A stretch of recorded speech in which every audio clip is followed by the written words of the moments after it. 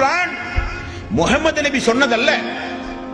இன் ஹுவ இல்லா வஹய்யு யூஹா, அவர் பேசுவதெல்லாம் என்னுடைய இறை செய்தியை தான் என்று அல்லாஹ் சொல்கிறான்.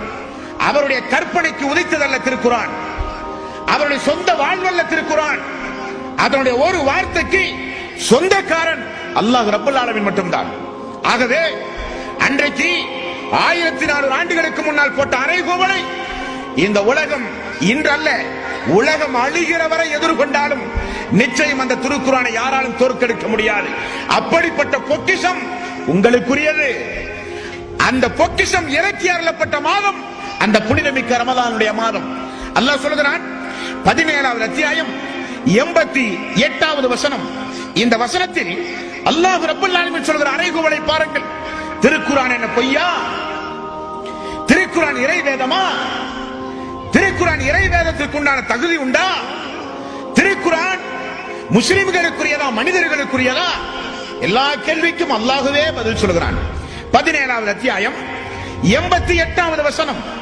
குல் லைன் ஜிதமாத்தில் இன்சு வல் ஜின், மனிதர்களும் ஜின்களும் ஒன்று சேருங்கள். அல்லாஹ் சொல்கிறார் 650 கோடி மக்களும் ஒரு திடலில் ஒன்று கூடுங்கள்.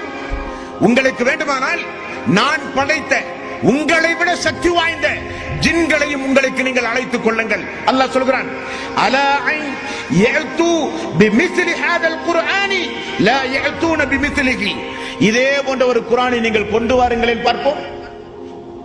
இதே போன்ற ஒரு குர்ஆனை 650 கோடி மக்களும் ஜின்களும் சேர்ந்து உங்களுடைய ஒட்டுமொத்த சக்தியும் ஒருமுகப்படுத்தி இதே போன்ற ஒரு குர்ஆனை உங்களால் கொண்டு வர முடியுமா? முடியாது. காரணம், மனிதர்களுக்குரிய மனிதர்கள் உருவாக்கியதல்ல குர்ஆன், அது என்னுடையது. நான் ஜிப்ரீல் மூலம் எனது தூதர்களுக்கு நான் கொடுத்தது.